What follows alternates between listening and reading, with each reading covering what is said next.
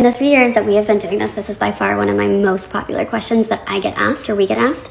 And as a human, I always want to assume positive intent. And as an educator, I want to try to maybe shift perspective when we can around how we ask questions or how we think of things. So I want to talk about this. In the world of kink and BDSM especially, but I believe in the world of life, love, and relationships, we need to have full, enthusiastic, informed consent with whoever is consenting and that they are of sound mind and body for whoever that looks like. So that means that whoever is agreeing to that, whether that's yourself or your partners, it's a full fuck yes. And so that means that we are not convincing our partners, we're not shaming them, we're not pressuring them, we're not guilting them, we are inspiring them. We are inspiring them to maybe take an interest in our curiosities, and we are creating safety in our relationships and security in ourselves, that it's okay to ask the scary, vulnerable things because we know that rejection is okay.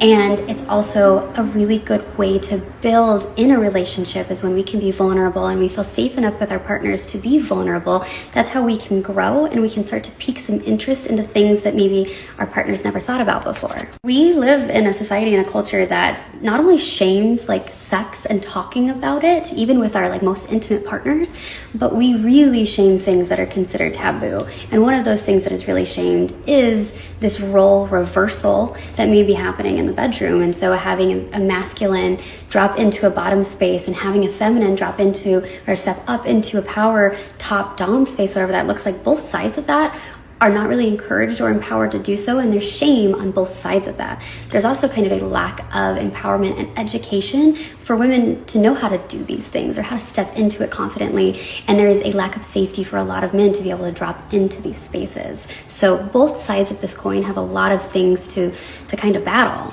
But when we have a safe partner to like take this little battle on together, that's when we can really just like create that security and that play in our relationship, regardless of what the outside world thinks. But somebody has to start the dialogue. Somebody has to be able to be willing to be vulnerable, to have the conversation around love, intimacy, kinks, curiosities, things we want to explore, creating that safety together. Like, it is definitely a two-way street, but somebody might need to start that. And so you cannot convince your partner, we can inspire them. And I think a lot of that starts with the foundation of the communication we have around intimacy in general, because once we have that foundation, every other conversation is really easy to have.